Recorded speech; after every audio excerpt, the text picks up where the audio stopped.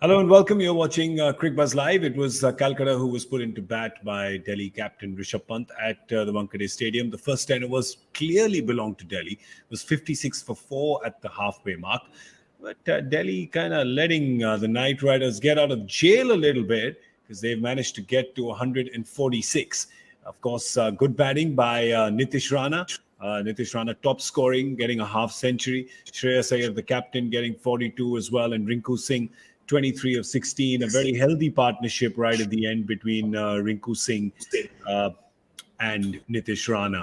But a little bit of mismanagement as well from Delhi with their bowlers. And we spoke about the Knight Riders. We were quite critical of the Knight Riders and their mismanagement with their personnel and then moving people up and down. It's only fair we talk about that when it comes to Delhi, because when you look at their bowlers, you look at their bowling analysis, two of their best bowlers, Chetan Sakaria on the day, and Kuldeep Yadav. Chetan Sakaria, who was really troubling the Knight Riders, 3 overs for 17 and 1 wicket.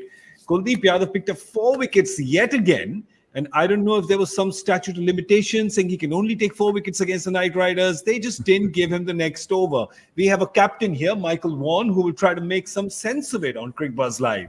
Why did Kuldeep not bowl his full quota?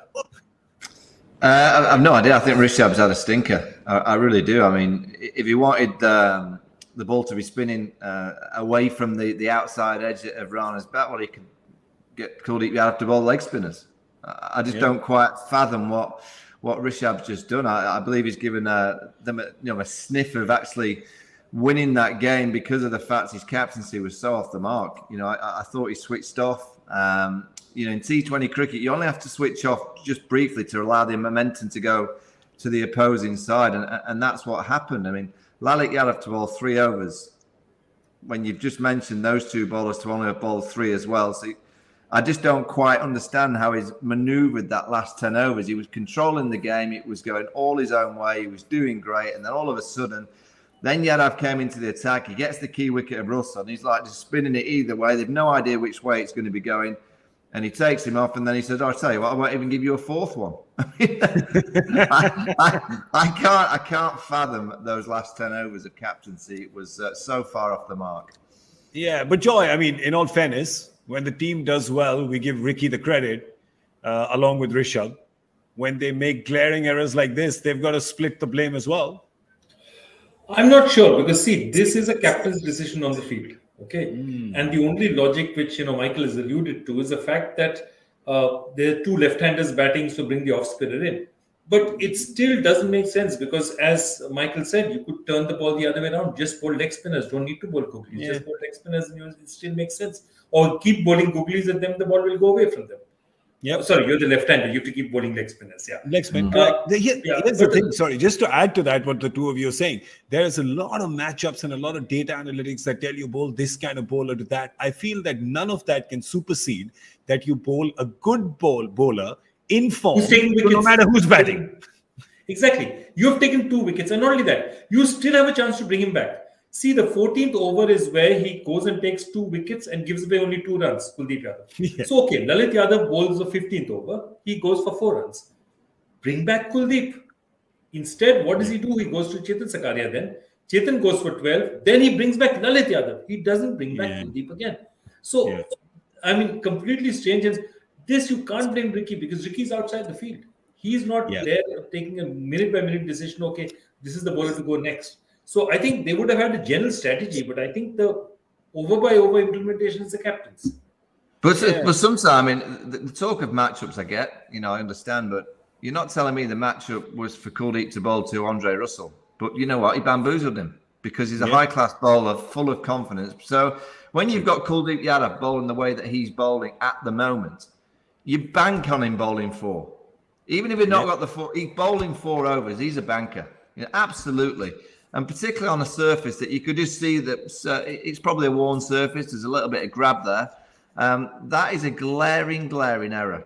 It's a glaring error. And in T20 cricket, I believe the captaincy is so important. In Test cricket, if you make poor decisions over the course of 30, 40 minutes, you can grab it back because there's enough time in the game. I reckon you can in 50 over cricket.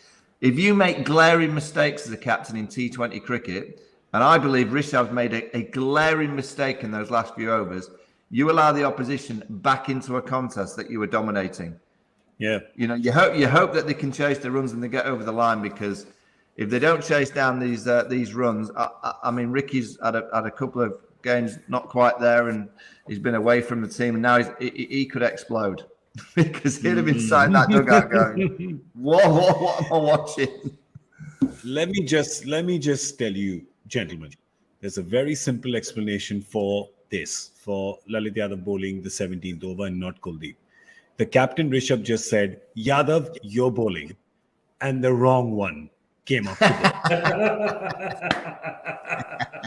It's as simple as that. It was just very simple miscommunication. It happens all the time. But I just hope that Delhi doesn't have to pay too much of a price for it. Let's just have a look at their bowling. I mean, the story definitely of the back 10. Joy has to be that partnership with Rinku Singh and Nitish Rana. Nitish Rana again playing out of position, right? You think he's playing out of position because he's come into bat at number 6. He's been batting top order. He comes into bat number 6. We're all discussing on our group, is this draw of lots happening to decide the Knight Riders batting order? He takes up the challenge, scores a half century at a really good clip, finds little Rinku Singh on the other side, who's always been sort of a passenger with the Knight Riders, finds him. They do a 62-run partnership that, well, I don't know if it's rescued Knight Riders or not, but as Michael said, it's given them a sniff. It's given them a sniff. I thought they played brilliantly. Given the circumstances, given the situation that they were in. And look, everybody and his brother also knows that Rinku Singh, Nitish Rana plays cricket on a regular basis with Lalit Yadav in Delhi. And he would know Lalit Yadav's bowling to a T. So it's no surprise at all. I mean, which makes the decision to bowl 2 or more overs of Lalit Yadav in that period even more paradoxical. I mean, Nitish Rana he knows him upside down. So, I mean, it's just an unacceptable risk to take under those circumstances. And Nitish, for all his things, if you see his record, he's not been the greatest facer of fast bowling. He's good against the spinners. And Chetan Shakaria is 3 for 17. You haven't bowled him back. So there are a series of things out there that you fail to understand. My only point is Kolkata has got about 20 to 25 more than they should have got. Is that going to cost Delhi or not? That's the question now. Yeah, well, the key to high level cricket is when you've got the foot on the gas and you're controlling the game, do not allow the opposition back in. These teams, and they've got players, Sunil Narayan, he could have a day out with the ball in hand. He could easily do what Kuldeep's done. Just do not allow them in the game.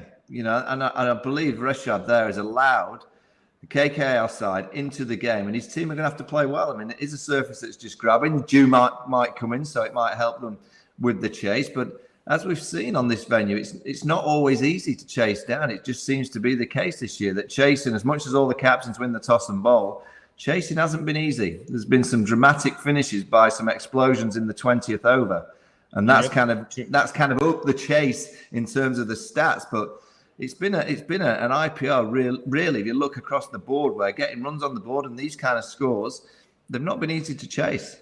Yeah, true. Let's just talk about Nitish's innings here, Michael. Very impressive. I mean, while there was a bit of a march past on the other end, here was this guy striking it at 167. Yeah, terrific. I mean, KKR, they're quite hard to plan to play against because you've no idea who's coming out. I mean, no idea what the batting lineup's going to be. He's a good player. I mean, he's got all the game to play all the different strokes, played smartly. I think he realised that he had to stay in. Then all of a sudden, it was just those back-end overs. They had to explode. And he played some glorious shots into the stand. So, by one individual and a little bit of help back down the back end, they've got, I don't think it's par. I think it's below par. I think it looks like a 165, 170 kind of pitch. So they are below par. But without that innings, they wouldn't have had any kind of chance. He's given them a glimmer of hope. True. Joy, I just want to talk about the Delhi bowling. While Sakaria was brilliant today, the fizz has been good. Kuldeep Yadav obviously has been amongst the wickets. I think it's covering up the fact that Shardul Thakur has got only 4 wickets in his 8 matches and is not even bowling his full quota anymore. And he's one of their I think he was their highest bid in the auction, wasn't he?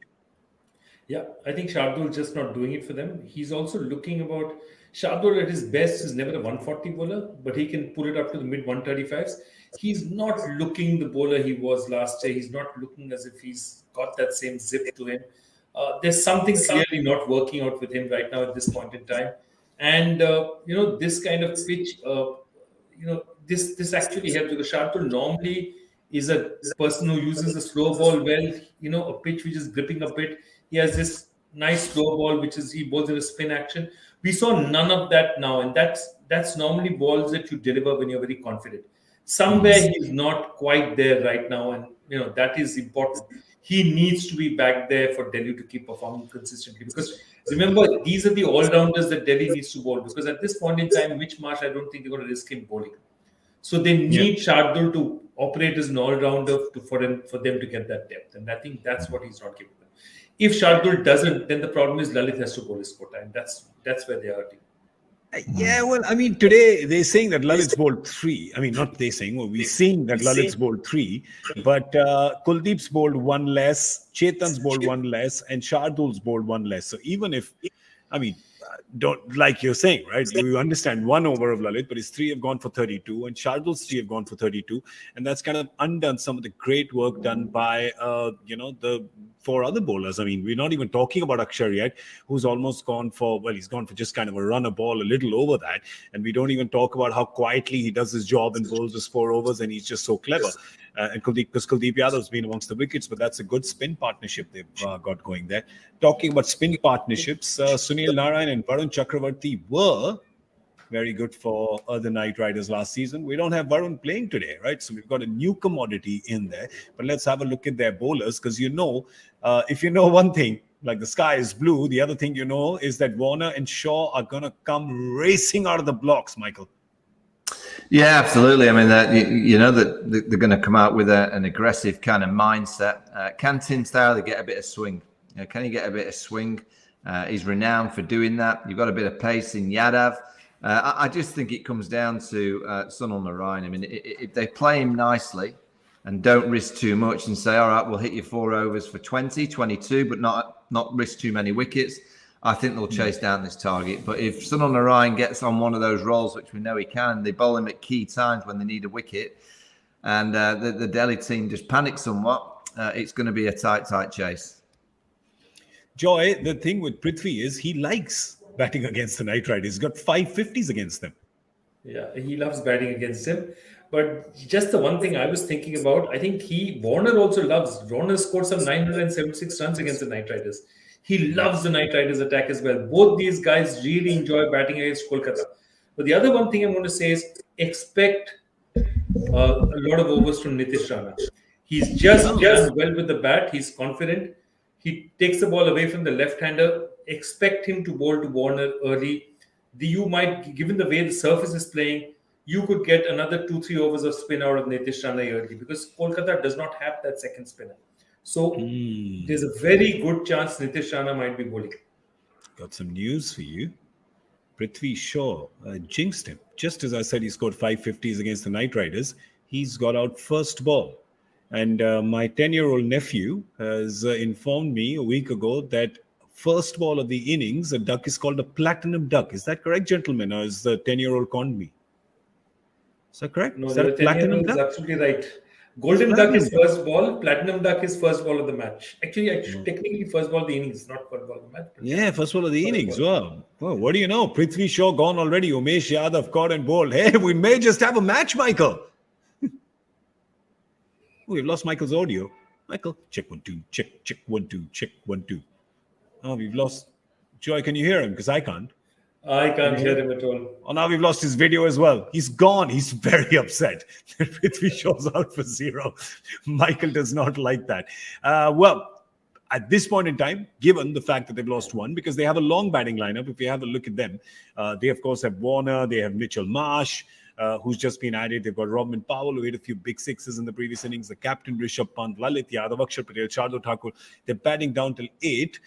You'd back them to get this 146, wouldn't you, Joy? I still would. I'd still say it was 70-30 Delhi. Now I think it'll be 65-35 given the first ball wicket. 5% for Prithvi Shaw. That's it. Miser. Little miser. I think Michael's saying yes, 65-35. He's in for 65-35 as well. We're communicating old school with sign language. Michael, it's time to say bye-bye to everybody. But you have to do the Queen's wave. It's the Queen's wave. There you go. Queen's wave. All right. There you go. We're going to leave now. But we're going to see you at the end of the 10th over with Cricbuzz Combox. Meanwhile, we're going to do a little power play prediction real quick. Mine's 47. What's yours, Joy? Michael's 41. signing. Michael's going 43. 43. So 41, 43, 47. Those are our power play predictions stacked against each other. Pretty cool. Never know. David Warner could get going and just get 60. But then definitely the match is going to be over. Well, we'll come back at the end of the 10th. Thank you so much for watching Cricbuzz Combox. We'll be back with our pretty faces and Michael Vaughan's beautiful voice right after this.